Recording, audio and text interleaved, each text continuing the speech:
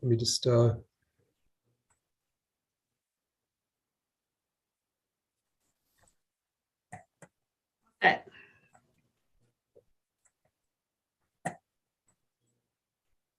let's get my screen set up here.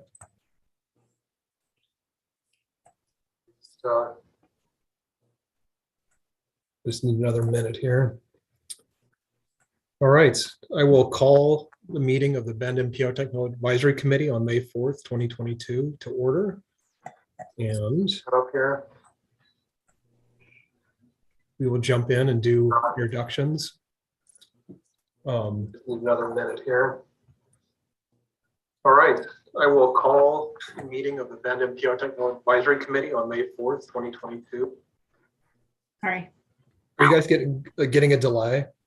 That was me. I'm sorry. It's all good now. Welcome, everybody.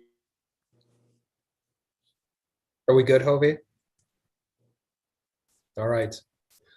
So on the call, I see just MPO staff. I'm Tyler Deakey, MPO manager. We have Andrea Napoli, MPO senior planner. Hovey Anderson, MPO program technician. We have Cameron Prow from Typewrite 2, who is taking our minutes. Gregory Bryant, one of our local resident members. Dave Thompson, representing BPAC. Liza Hamada, one of our local resident members. Sharon Smith from Bend Lapine Schools. Henry Stroud from Bend Park and Recreation District. Rachel Zockham, I assume you're representing Cascades East Transit right now. Angie Brewer from DLCD. Rick Williams from ODOT. And Teresa Conley from ODOT. And Teresa is our regional, the Region 4 Transit Coordinator for ODOT. And I see Peter Russell from Deschutes County just popped on as well. Have I missed anyone, Hovey? Yeah, we have a couple others. Toby Marks from the City of Bend Transportation Mobility Department is here, and Kim Leeson is here as a visitor. Thank you. Yeah, I'm not seeing them on my screen, so thank you. Yep. They're viewing as attendees at this time. Okay, thank you. Mm-hmm. So, hope you want to jump in here. I will. So just a reminder to be on mute when you first join the meeting. You can always unmute or raise your hand if you have any questions during the meeting. There is a live transcript option, and also this meeting is being recorded. So please raise your hand or let me know if you have any concerns, and we'll be able to help you out. So that's it. Thank you. All right, our first agenda item is review and approval of our prior meeting minutes. We could get a motion in a second.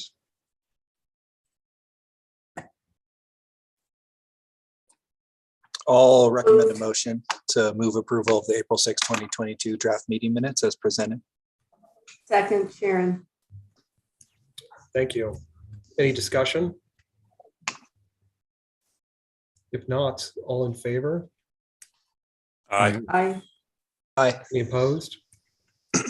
All right, thank you.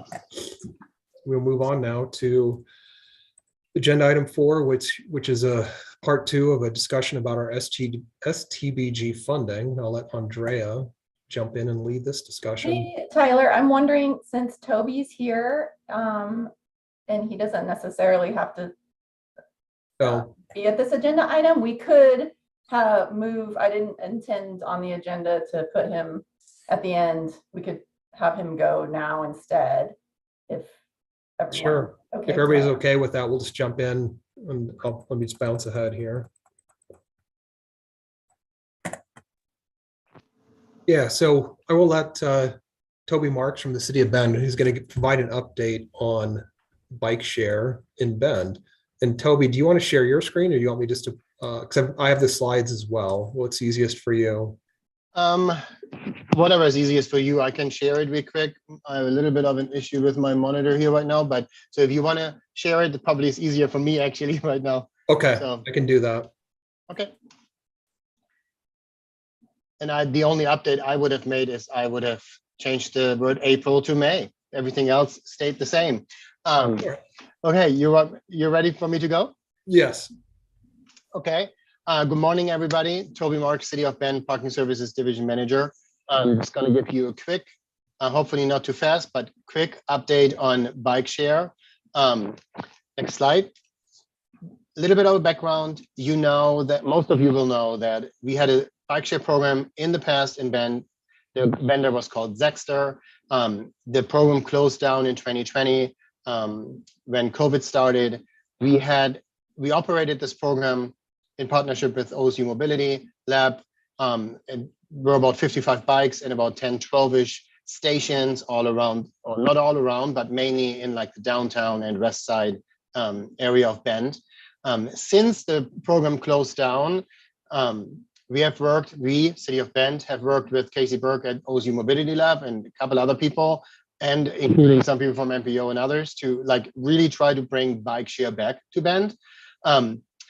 We were really close, like in 2021, and that's when we came to MPO and applied for grant funding to relaunch bike share. Those plans at that time included us receiving about 100 bikes from former Biketown bikes in Portland. All those plans fell apart for various of reasons, mainly because we were not able to get actually the controllers to operate those bikes because of the chip shortage. Next slide. However, we're really excited because over the last couple of months, we have worked to create a new bike share program in Bend. And we are now in the pre-launch phase for a 2-year bike share pilot program that will launch Memorial Day weekend in Bend. The program will be a citywide program with dockless e-bikes. So if you recall the Zexter bikes, they were docked bikes. So that means they had to be picked up and dropped off in a specific bike rack made for that bike. This program that we start operating this year will not require a dock, which means it's much more flexible in us adding a lot of more pickup and drop off locations. As I mentioned, the program is scheduled to launch this summer. We're really, really hoping for Memorial Day weekend. We will launch the program with 200 bikes across an initial 20 pickup and drop off locations, east to west, north to south. And we are already starting to talk with the vendor, and the vendor is starting to reach out to other stakeholders in the city, not only city, but also private developers and other stakeholders to add more pickup and drop-off locations. We are able, per regulations that we are writing for this program, to expand to up to 300 bikes. And we also are able to modify that to a higher amount should the need be there and arise. We are right now in the final stages to actually make the regulations for the program solid and ready to go, and also issue a right-of-way permit for the operator to operate in the city of Bend. If all goes well, we have in the third, let me check my calendar, I believe it's the 3rd week of May, 1, 2, 3, yeah, 3rd week of May, we hope to schedule a demo day with the vendor, which will be in downtown Bend at the Commons Cafe, or not at the Commons Cafe, but at the Commons between the South and the North Metropolitan lot, where the vendor will come, set up some bikes, people can come and try them out, and then we'll kick off the outreach and the marketing and promotion for the program. Next slide, please. What we are doing and what's really excited is that this is really a step towards a multimodal transit system that can help us achieve TSP, Transportation System Plan, and City Council goals. And one key to success for this that's really, really exciting is the creation of neighborhood mobility points. And I know that in this group, there might be some people that are aware of the mobility hub conversation that is CET doing. CET is doing this mobility hub feasibility study right now. So the mobility points are separate projects, city run, that is on a much smaller scale. And we are using these really to connect the bike share program with transit options that already exist, more like future transit systems or transit options like shuttle services and stuff. We are creating 4 different size mobility points. The smallest are about 1 parking space somewhere in the right of way, and the largest ones can be up to 6 or more parking spaces in an off-street parking setting. The amenities in these mobility points will range from bike share, transit stop, shuttle stop, to, in the future, wayfinding and neighborhood info kiosks, which would be digital displays that can be updated frequently, EV charging, and also electric mobility charging. And what's really super exciting is that we actually can use the bike share funds that the grant funds that we have from the MPO will be used to build these mobility points, and through that enable the bike share program to launch and also create more bike share in general biking infrastructure in the city of Bend. Next slide, please. This is just like a high level overview. I know it's probably really, really small on most of your screens. It is for me. But these are the initial location for these mobility points where we operate the bike share program out of. So you can see we're going to the west as far as like COCC and Northwest Crossing. And then on the east, we're going as far as St. Charles, and then in between. And as we are starting to launch the program, the bike share program, we also are launching a separate neighborhood mobility point program that will enable other private stakeholders, developers to incorporate these ideas and these locations into the program. And I think we only have one more slide, and then I think Gregory has a question, so then we can answer that. Right. If you want to go to the next slide. And I think that's just like, what question do you have? Okay, So- I was just surprised. You got green dots and blue dots. What are the difference there? Yeah, those are the sizes. So those are the different size. We have 4 different sizes for mobility Right. points, right? Right. And so the green ones are the small ones, the blue ones are the medium ones, and then there's a couple other size. As they get larger, they have a different color code, just internally for us to know which ones they are. I got you. Yeah, I was just wondering. That makes sense. Thanks. Sharon. Andrea, oh, go ahead. Oh. Sorry. I wasn't sure if you wanted me to just call people out that have Oh, you hand up. can, Toby. That's Okay. fine. No, I need to undo that now. Thanks. I just wanted to mention that at the last OTC meeting, when we made some decisions on funding from the new infrastructure, federal money, one of the decisions we made was to fund an innovative mobility program, excuse me, $20 million, and it's being developed now.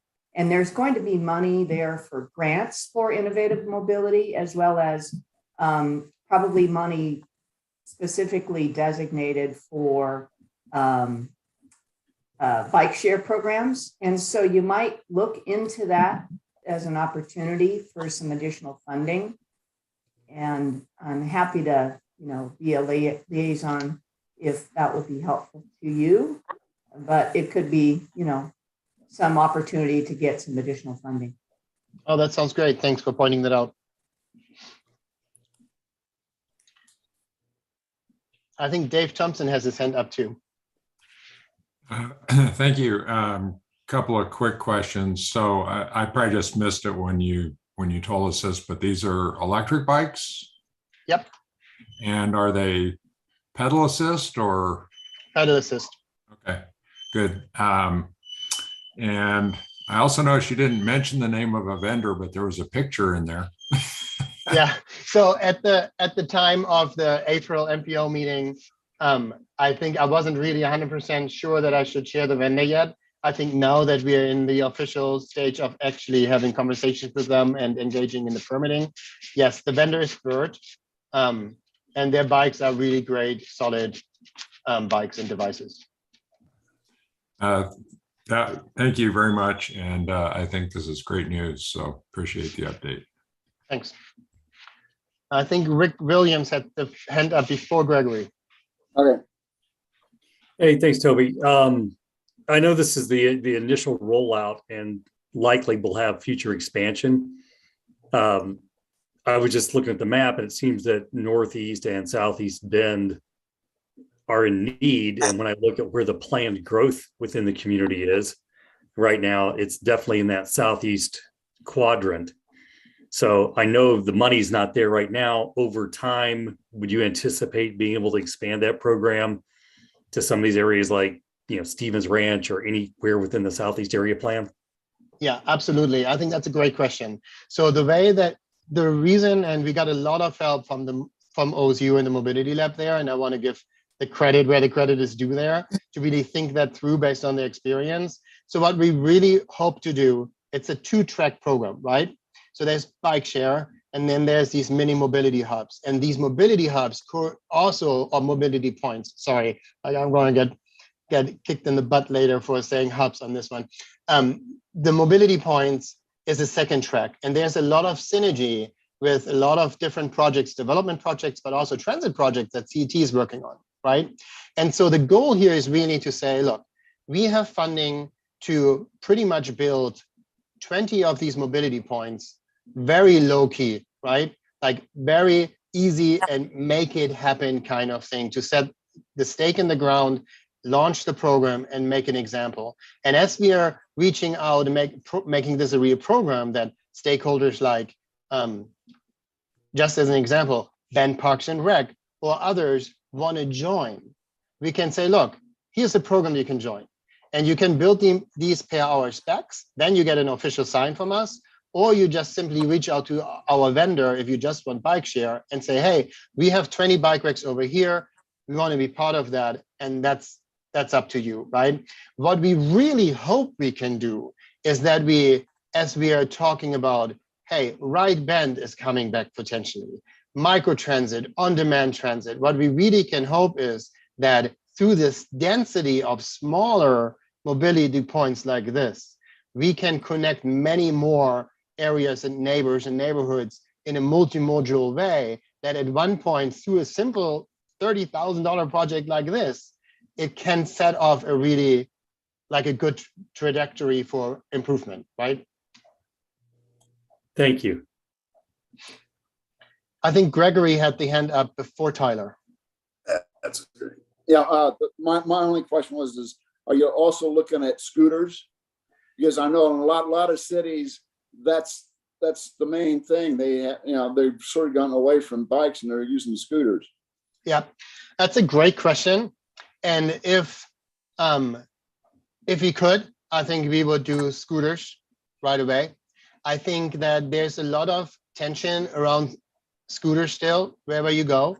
And so what we really hope to do with this 2-year pilot program, and let me pedal back, we don't have regulations currently that would allow for the operation of scooters in the city of Bend. And that mainly based on that when in 2019, when there was an effort made to add scooters, we didn't really get anywhere. So at that time we said, let's not allow that, which is where we are right now. What we're hoping to do is that through this 2-year pilot program, we can show that a dockless system with dockless shared mobility devices can work, can be done well, and can operate well, and can be enforced, right? So the biggest concern about scooters is that there will be littering any area everywhere around. And so if we can document and show through this pilot program that just one element that can make this disappear, like meaning like the clutter disappear, is a good density of pickup and drop-off locations, right? Like Bird, for example, is rolling out in Reno, Nevada. They will have 200 pickup and drop-off locations at their launch time, which there's pretty much one around every corner, which limits that risk of people just leaving it around. 2, enforce it, treating the device the same way that we are treating a car, which means from a parking enforcement, right? If it's left outside a dedicated area, then we will actually charge a fee to the vendor, not the operator, meaning the vendor gets charged an hourly fee for every hour that the device is left out until it's reset, which encourages and incentivizes a vendor to really be on their game and move devices quickly. Okay.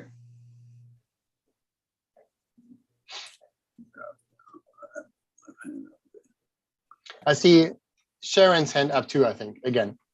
Oh, one more time. Just Okay, real quick. So if the school district was interested, if particular schools were interested in becoming part of the micro mobility points, what should they do? What should we do? How do we go about that? Yep, I think that's a great question. I think that would be actually really great if they would be part of it. And I think there's 2 tracks how this could go. Either way, we could have an initial conversation between city and school district saying, like, is this something where we can develop, where we are saying certain areas that we have access to and we can operate there? Or if that route doesn't go anywhere, and that wouldn't be for me, that's a legal question, right?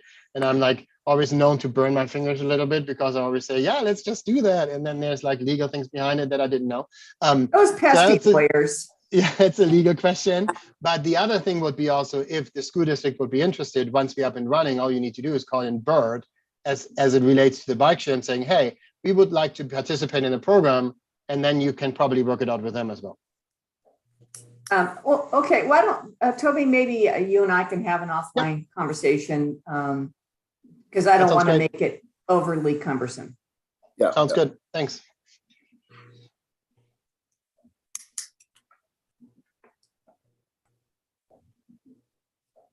All Toby, right. I have a question. Is there an age limit? I'm not 100% sure. I think it's something like 16 or 14. I think it's 16 years. You're not supposed to So- operate. I can get you that question. Just curious. Thanks.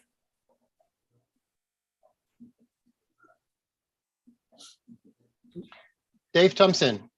Yeah, without sidetracking the conversation totally on the scooters, I just wanted to mention I was in Ogden, Utah last week riding my bike around, and they have I saw at least 3 different scooter vendors, scooters out there, including Bird. And you know, it was really a plus minus. I saw a lot of scooters parked where they'd be really accessible to people and ready to go. And then I saw quite a few like abandoned on the banks of the river trail and laying in the middle of the sidewalks and stuff like that. So I think your focus on making sure we can figure out how to do it right is really important. So just wanted to say that.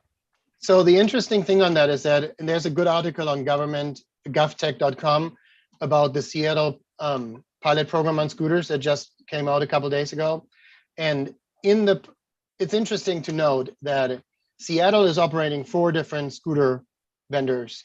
And in their pilot period, which was September 2020 through October 2021, they had 1.4 million trips on scooters from 260,000 riders.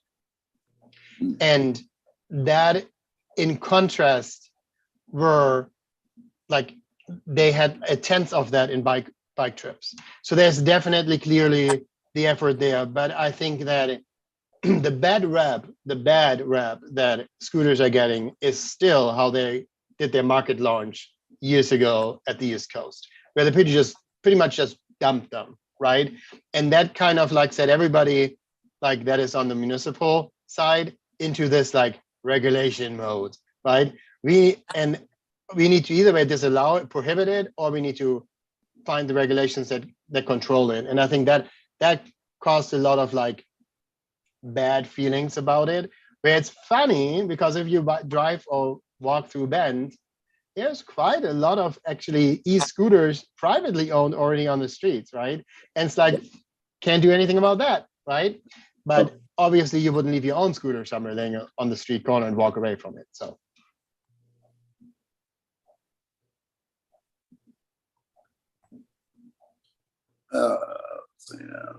Okay.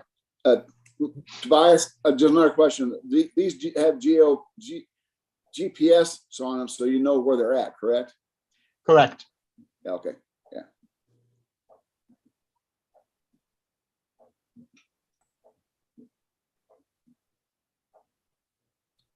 All right. Do we have anyone have any other questions for Toby?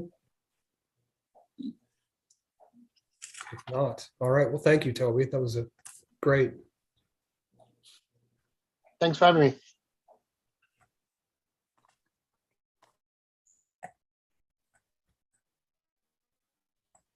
Just give me a second here and I'll reshare my screen.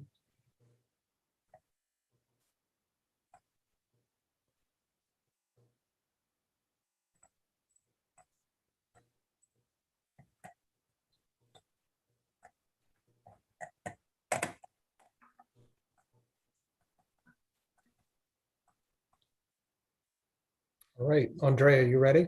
Yeah, you can go ahead and go to the next slide, Tyler. So I'm calling this agenda item part 2 because it's a continuation of the discussion from last month on the topic of how to distribute our additional and future allocations of our surface transportation block grant funds, or STBG funds. And based on what I heard last month from the TAC, I've made a few edits to these presentation slides. So what we're hoping for today is a TAC recommendation to the policy board on how to distribute these funds. So again, the funds that we're talking about here are additional annual amounts expected for years 2022, 2023, and 2024, and our estimated future annual allocations for years 2025, 26, and 27, and that's associated with the development of our next Metropolitan Transportation Improvement Program, or our MTIP. Next slide, Tyler. So this slide is from last month. So again, a background here.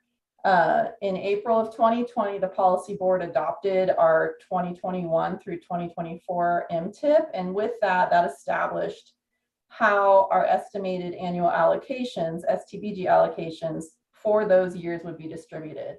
So it was approved as 60% of those funds would go to City of Bend streets for maintenance and preservation. 15% would go to our new competitive project application process, and 25% to MPO planning. And then you can see in the table how that breaks down, approximately $723,000 a year to the city, about $180,000 to our application process, and the remainder to MPO planning. Next slide.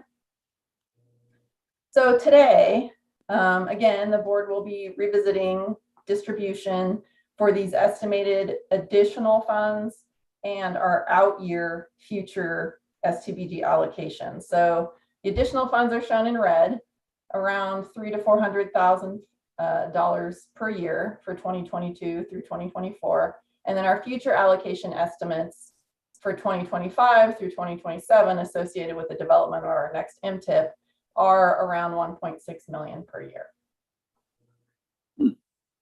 Next slide.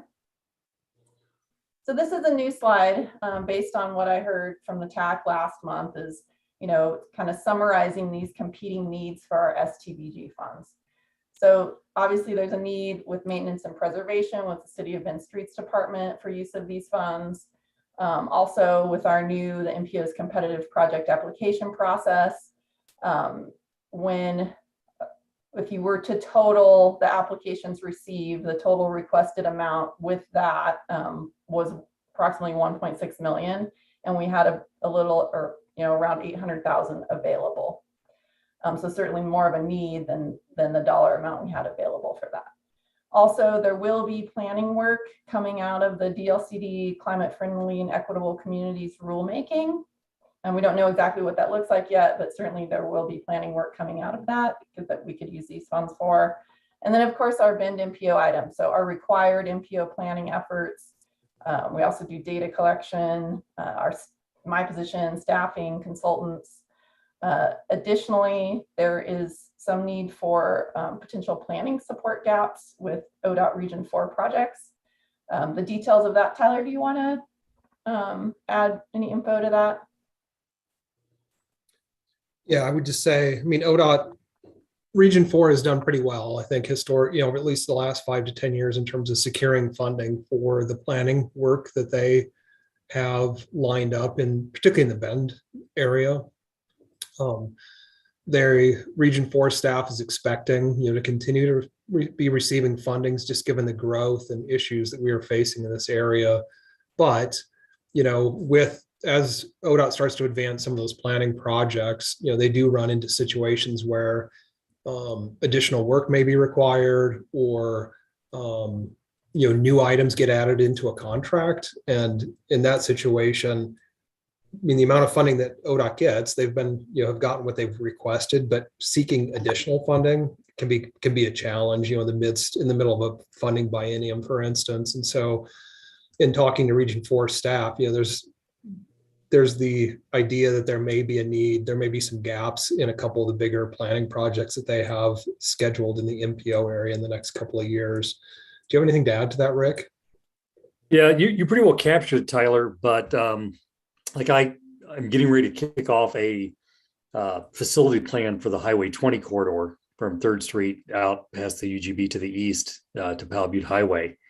And things like the DLCD's new climate rules might play into it. So I'll be under an active contract, which has a cap on it, a funding cap on it after I've let the contract.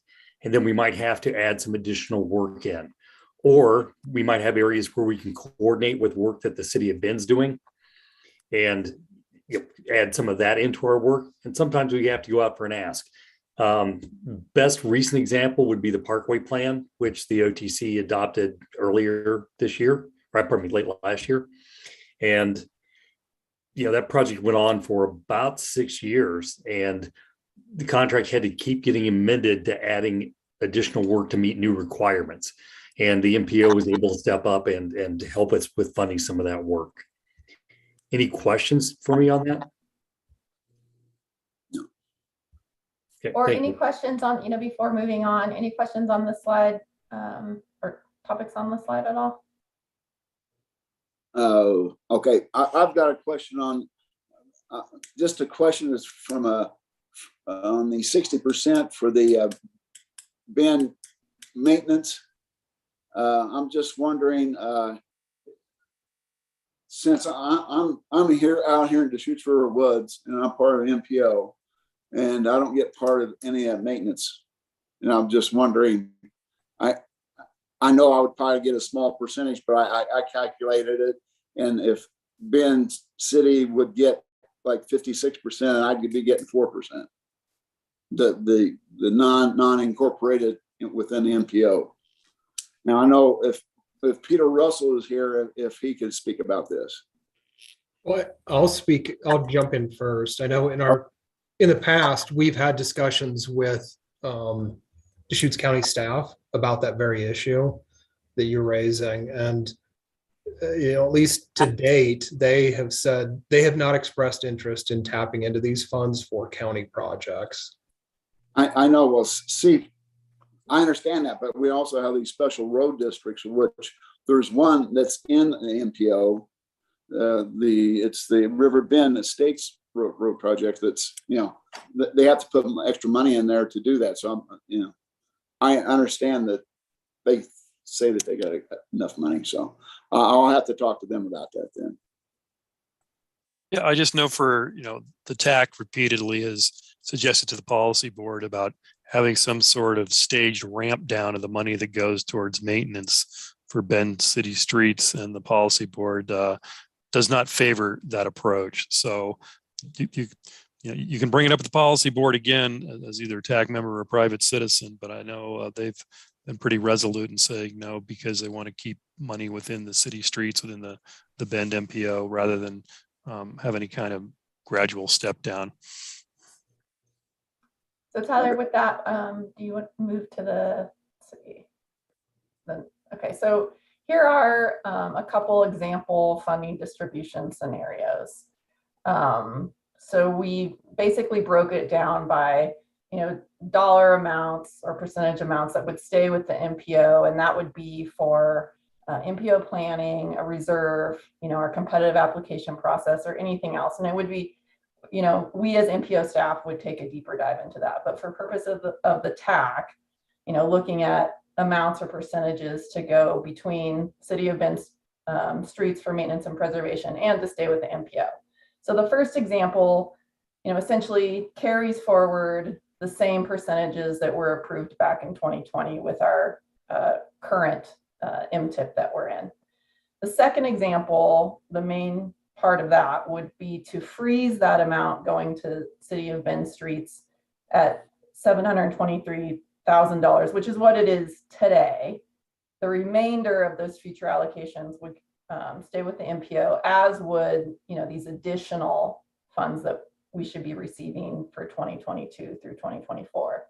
And then in the third example, we have essentially that is taking providing the city for maintenance and preservation with some different set dollar or percentage amount, whether it's higher or lower than the existing 723, and remaining balance would stay with the MPO, as well as the additional amounts for these 2022 through 2024.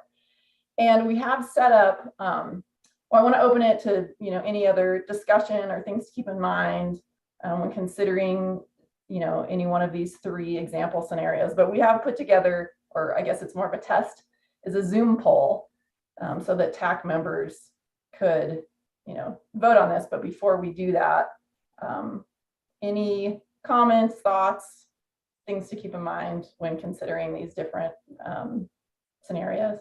Yeah, I've got a just kind of maybe a general question for MPO staff is, obviously there's some fairly large financial implications for funding for MPO planning efforts and your staff salaries and everything.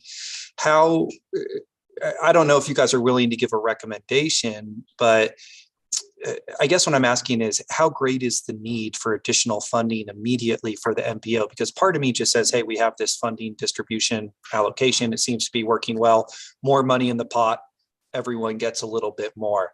But what I don't know is there a dire need for additional MPO funds? Are these new climate friendly rules totally unknown? Like, is there more information on that front? Because, apart from that, I don't really have any strong opinions. Yeah, so that is something that we, as staff need to look into further. I think maybe or Tyler could speak to, Well, I can just give you go ahead. a little bit about just our base budget. Our base budget needs about 300,000 to 350 a year to manage what our current levels are. As we grow more data modeling processes for the climate change rules, then that would just be maybe considered a project within that MPO planning reserve application process, So it's not a huge growth of funding we need right now. And that could be something where that allocation could be a project as needed within that. So no major fund requests for the MPO right now, just a base 350,000. And then just to follow up to that, is there any sort of prediction, and this is a little bit outside the box, but when the MPO boundaries may significantly expand? Because I know some of that's tied to population and just given the amount of population growth, like, is there any future scenario where the MPO within the foreseeable future has to become drastically larger or start to incorporate other municipalities that are located near Bend? To give that one to Tyler. That would come out of the census. Tyler can speak to that more. Sure. I realize that's a little off topic. It would be nothing major. It'd be slight. It would be a slight change. Smaller areas. Right, Tyler? Yeah, I mean, if you're thinking bigger, like, expanding to Redmond, I think that discussion will happen when the Redmond area gets close to 50,000 population. Because of the way the federal rules are written, they could in the future be a standalone MPO, most likely. ODOT is really encouraging adjacent places like that to be a single MPO for efficiency, sake. And so I think, I don't know if it'll be after the 2030 census, but 2030 or 2040 census, still a ways out. It's a ways out. Yes. Yeah. So does anyone have any information on the total City of Bend fix-it budget? I mean, is this 723K their total budget for street maintenance, or is it, a quarter of their street maintenance? That's part of it. It's part of it. Yeah. Don't know the totals, but I do know that this is a small amount of their budget. It is not significant. I can get some numbers really quick and look, but off the top of my head, this is a small piece of their budget. Tyler, do you have any more insight on that? I could say something, but I don't have the data readily available. We've had that in the past, Dave. I just don't I don't have it right off the top of my head. I don't want to say something that's incorrect. So, but it's fair to say that if we were to recommend capping or reducing this 60%, it wouldn't have a one-to-one. I mean, it wouldn't have that big of an impact on their total maintenance budget, I guess. This is a piece of it, not the whole thing. So that was my only question. Thanks. yeah, and I think they are, I don't know if anybody saw, but there's been some media coverage that the city is starting discussions again about potentially implementing a transportation utility fee. And that would be, that would, if it's approved, those funds would go to the city streets department, not only for street maintenance, but for all the other things that are, in their kind of, that are under their control. So if that gets approved, there will be additional street maintenance funding, would be available at some point in the next few years. Well, I mean, it seems like it's totally reasonable to not add any more money for the 2022-2024 since they've already got their budget set and there's been no request for more because they were falling short or anything. Whereas we do have a demonstrated need for additional competitive project funds given the fact that we had twice as much requested as we had available. So that's my thought there. The outer year, based on what Peter said, may be difficult to move the needle on, but I'd like to see it go down. Yeah. Sharon? Thanks. I'm wondering, is there a real pressing need for us to make a decision for 25 to 27 at this point, before we know really the impact of the climate friendly rulemaking, the impact of other projects that may change our thinking on allocations? I'm just throwing out the possibility of making a decision on the 22-24 additional funds and then revisiting it. So the reason why we're bringing this topic to the TAC and policy board now is because it will help us determine how much funding we dedicate to the competitive project application process, which will be happening this year, which will be happening this fall. And we will be bringing, we need to start that process of bringing back, the criteria, that application review for the TAC and policy board to make any changes. So we'll need to know how much money to put towards that. That's what's driving this. Right. And just to follow up, just remind me if I don't remember, have we had any feedback from the policy board of how strongly they want to keep or enhance the street preservation monies? Not that I've heard. Tyler, have you heard anything when talking with? No, they haven't made any we haven't had really formal discussions on it. I know, in the past, prior boards were pretty adamant about maintaining, that percentage. I think our current board would be much more open to potentially reducing that in some way. And I think they'd be more open to it, especially given what's going to be coming with the new climate friendly rulemaking process, and thinking about not only the planning piece of it, but there's going to be a pretty big push for us to, really make a concerted effort to improve our bicycle and pedestrian networks throughout the city. And those are really, really underfunded in terms of getting those projects on the ground. And so I think this current board, would be really supportive of reallocating some of those funds to make sure that we can start implementing some of those key walking and, bicycling network improvements around the city. So it really sounds like we're example 2 would be the one we'd probably go with right now. Well, are there any more, because we could start the poll if there's any, are there any other thoughts or comments on this that anyone would like to share?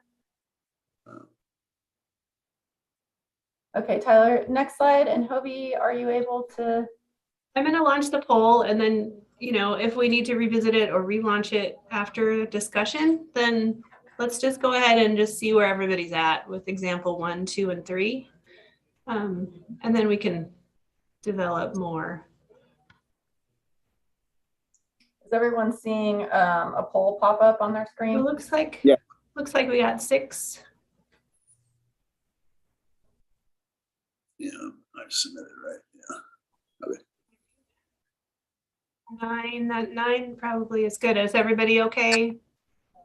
You need any more minutes? Okay, I'm going to end the poll and then we'll share it. And then we can just see where everybody is at.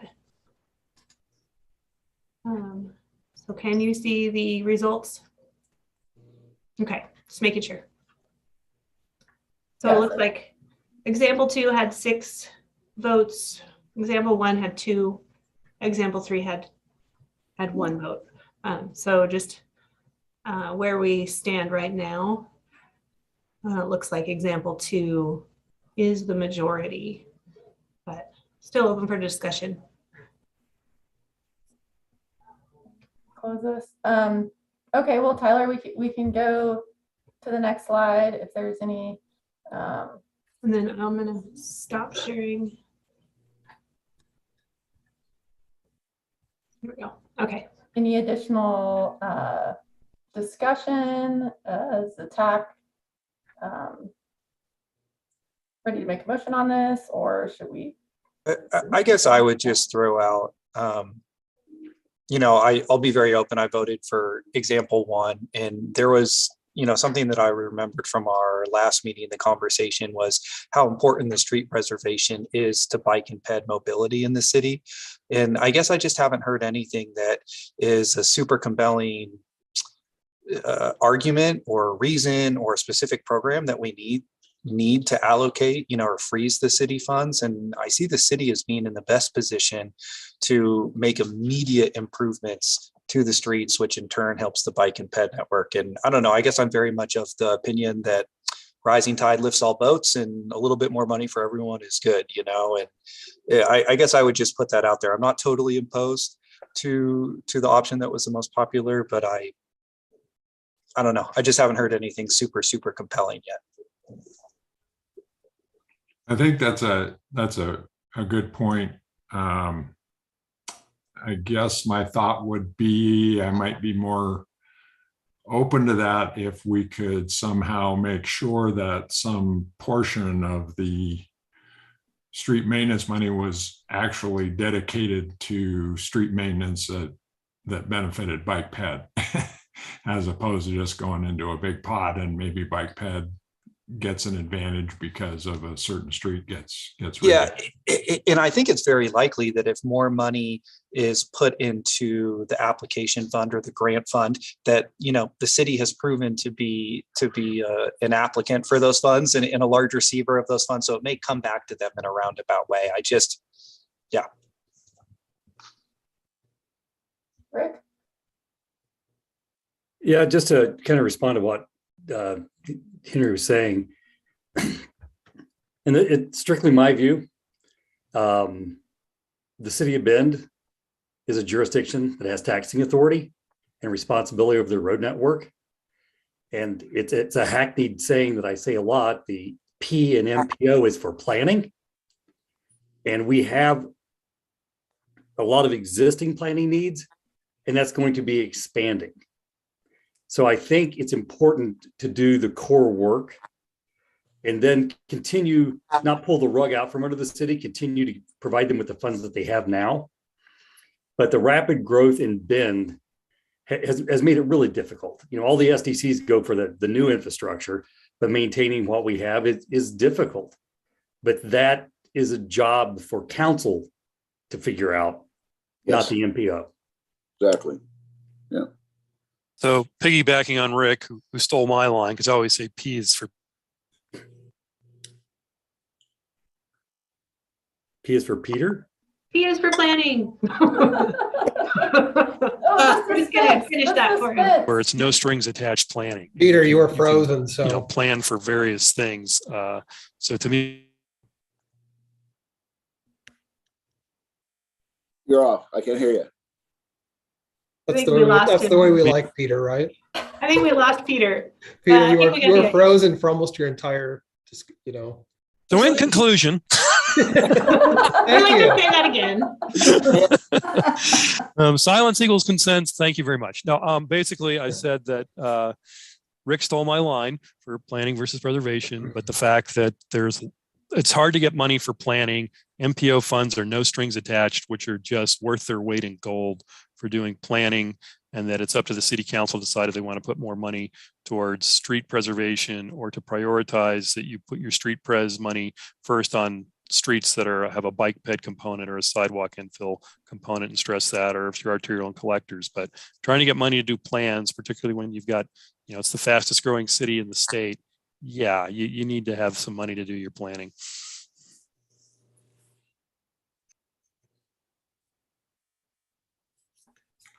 Right. Well, I might also just note that we seem to be deferring the discussion about how much of assuming that we capped the city at 723, we really are deferring the discussion of how much of the extra money is going to go to competitive projects versus how much goes to Correct. planning. And I think we'll need to do that at some point, clearly, but. Exactly. Yeah, we definitely still need to tackle that topic. And just to follow up on Dave Thompson's question about what the street and operations fund is for the 2-year project, 2 years, the adopted budget with the city of Bend was at 28 million for total infrastructure program. That includes staffing, materials and services, and capital outlay. Okay. So 700,000 isn't a lot of, it's not a big piece, is I guess the point I wanted to make on that. Does that include the capital construction, or is that just for me? That's just the street and operations fund. So it's not new capital projects through the engineering infrastructure program. Got it. Yeah.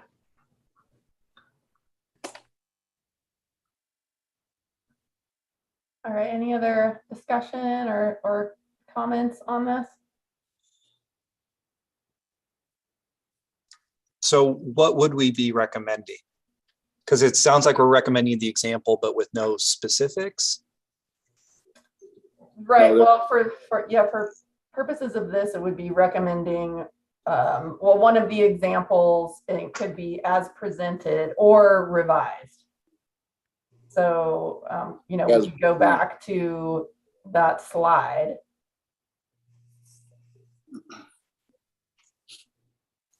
Okay.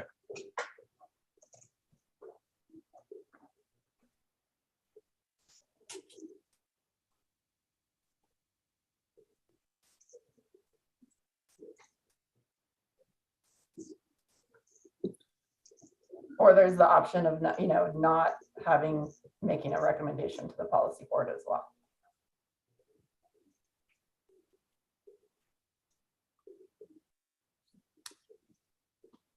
I think my call is for example 2 as it's written. So that's your motion? Yes, my motion. I'll second.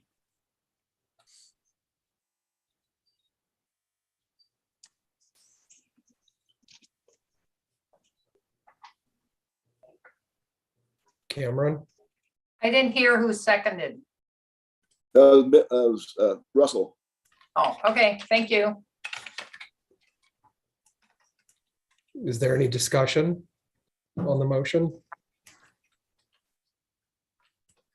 I'll just say that CET also supports this. All right, so I will, all in favor of the motion? I Aye. Any opposed? All right, thank you. And just to, Toby, you could get, or Tyler, you can go back. So next steps, as I mentioned, we hope to bring this topic to the board at this month's meeting, if not June, and then we will start diving into the competitive application process, revisiting that if there needs to be any changes to the criteria or the process, and then in September, that submittal would open. And that's all I have, Tyler, on that. All right, thank you. It's right at, we're just a minute before 11. Does anybody have anything that they want to share with the group? No. Any project updates or plan, just plan or project updates? Rick? Yeah, so we're negotiating with the consultant on the Reed market study right now. So I hope to have that underway and fully underway, I should say, sometime in June. And later this week, I hope to send out the RFQ on the Highway 20 facility plan. So consultant selection will be in roughly 2 weeks, and then select them and get the firm on board and operating by about July. Peter? Yeah, a couple things. We're having our open house for the Tumalo Community Plan update on May 11th. That's a Wednesday, 6 o'clock, Tumalo Community School Gym. Also, a very special guest star will be Karen Swirsky from Kittleson, because we have a TGM grant to update the bike, ped, and transit component of the Tumalo Community Plan. So they'll be there. And then we've had festive discussions with ODOT and DOJ about the land use proceedings for putting a multi-use path from Baker Road down to High Desert Museum. Rick's cracking up, but we had a fine time. So, whenever the lawyers are involved, it's just a laugh a minute. So that's all I got for the moment. We don't get any more details than that, Peter, about the trail. If we tell you, we have to kill you. So yes, it's still need to know. Okay. It's, and as any meeting with lawyers ends with, we'll meet again. I'm starting to feel a little picked on today. Sharon accepted, of course. Okay, thanks. All right. Anybody else have anything else they want to share? Yeah, I got just a few quick project updates. So if you guys didn't see in the news, we set the new bike and pedestrian bridge over the railroad at Alpenglow Park. So we still got about another month of work to do on that, but that's really, really exciting project. And we had some cool video and pictures of that. So check it out if you get a chance. And then also we just sent out a contract. We're in final negotiations for a contract to hire a consultant for design of phase 1 of the North Unit Canal Trail, which would legally open the Ditch Rider Road between Canal Row Park and essentially Pine Nursery Park in the U.S. Forest Service building on Deschutes Market Road. So hopefully we'll have those designs completed within 8 to 10 months. Great. That's really, really good news. Thank you. Angie, I see your hand is up. I can just give a quick update and vouch for what Peter Russell just shared. That was an interesting meeting for sure. I've been participating in what feels like everybody's calls lately about lots of interesting projects. So I'm grateful to be a participant in some really good conversations around housing and wildfire and infrastructure needs. Happy to provide more information where there's interest from this group. We've continued our conversations with Bend planning staff about the funding needs around the CFAC implementation. So maybe by next time we meet, I'll have some additional information there, but just know that those conversations are going on and DLCD is trying to support financially wherever we can. I am co-hosting the upcoming Oregon Planners Network meeting, which will be next Thursday and Friday, really geared towards area planners to talk about things like energy development, housing, more wildfire conversations, and just making sure that we're all kind of comparing our work and sharing lessons learned and strategies that have been successful moving forward. And I think it's fair to say Central Oregon is having a moment and growth right now. It's good for all of us to be coordinated. And then also, let me see here, I jotted down a few notes. Just something to be aware of if I didn't share this at our last meeting, DLCD and Oregon Department of Agriculture and Fish and Wildlife recently submitted a 3-agency letter for a proposal in Deschutes County. That's just good to be aware of. The proposal is to rezone 700 plus acres of resource land to non-resource land for a rural residential development. And just want you all to be aware of that. And if you have any questions, feel free to ping me. Obviously, it's part of the public record and available online for the county's land use process. But we've been just wanting to make sure we're transparent in that, because it's not very common to do a 3-agency letter, and not very common for DLCD to jump in a local process. So I think that's it for me at the moment, but definitely available for follow-up on any of those projects or any other ones I didn't mention. Okay, Rachel. Yeah, I'll just share a brief update. We just put out a request for bid for our bus stops in Bend and Redmond. So that'll be 34 new stops between Bend and Redmond and new routes. And we hope to actually have those constructed this summer. Excellent. Good news. Anyone else? All right, just going to share one more thing. If everybody's got just a second.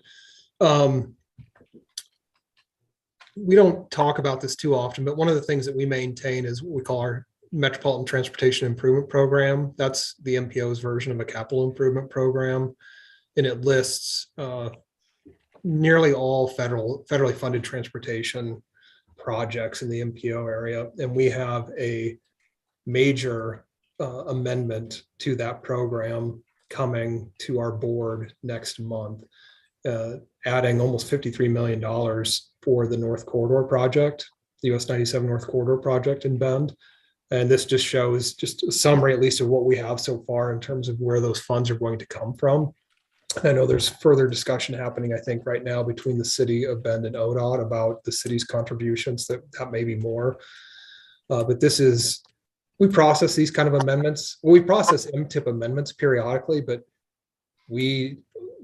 I think this is probably the biggest one we've ever processed. And so I'm expecting potentially a fairly lively discussion at the board as they consider this proposed amendment.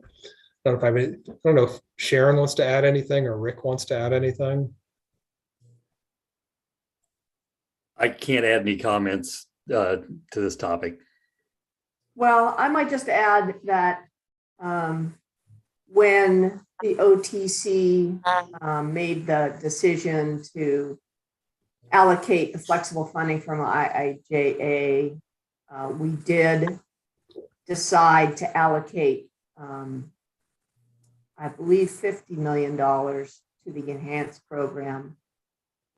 And a couple of the possible uses for some of that money, and one, it did include the Highway 97 corridor project, knowing of cost overruns and things like that. So it's just an illustration, I think, of some of the hard decisions that we made and making choices that really, recognize the need to balance transportation needs across the state.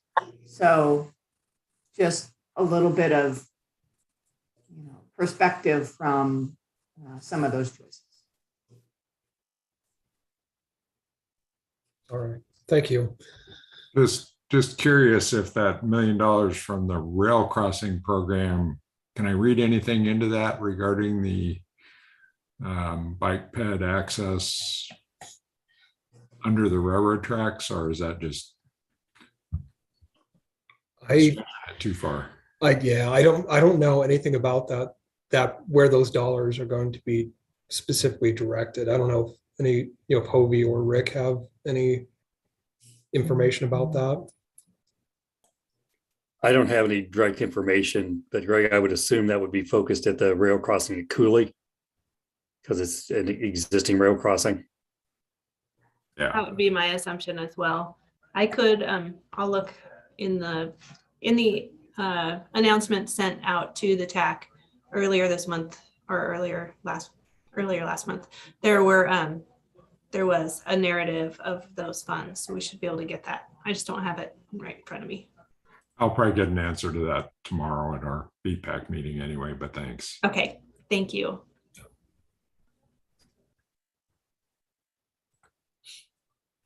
All right, we are 10 minutes past, so I will just jump to our next TAC meeting is scheduled for June 1st, same 10 a.m. And if anybody else, does anybody have any closing comments?